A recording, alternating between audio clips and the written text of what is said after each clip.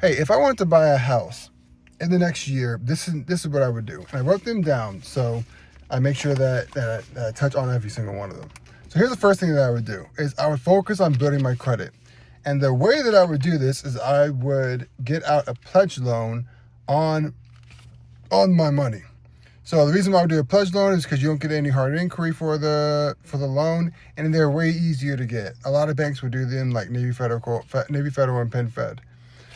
After that, after I built my credit at least to a 650, then 620 to 650. Ideally, you want to be 650.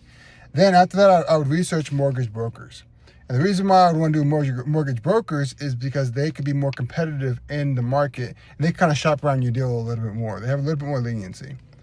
After that, I would identify what area I want to live in. Okay, so say I'm living in Charlotte. So if I wanted to live in Charlotte, I would see, okay, do I want to live in North Charlotte? Do I want to live in South Charlotte? Do I want to live East, West? What's really important?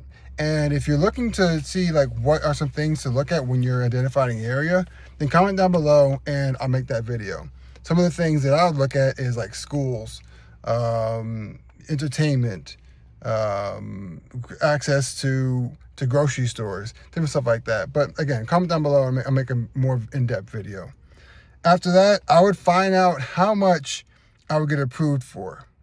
Okay, so I wouldn't find out how much I get approved for first, because then without building my credit, I would get approved for a lot less, and I would still get that hard inquiry.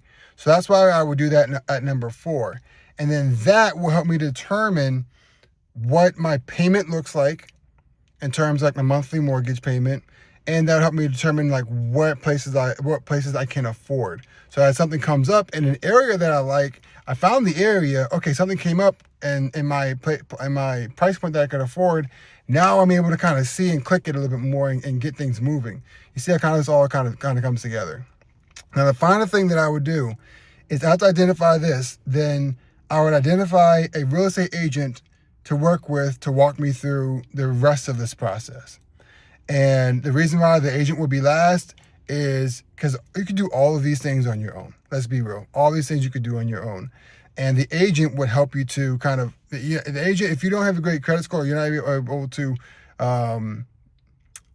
get approved for something, then working with an agent is not really going to do anything anyway, because they're going to tell you that you need time, you need to wait for a year or 2 years or whatever to kind of build this stuff up anyway. So if you already did this as a preliminary, then afterwards your agent's going to be like, okay, well, yeah, now we could actually start to like, it's some houses, some stuff, etc. What else can I do? And the agent kind of walk you through a few other tips and tricks within that process that you may have passed upon.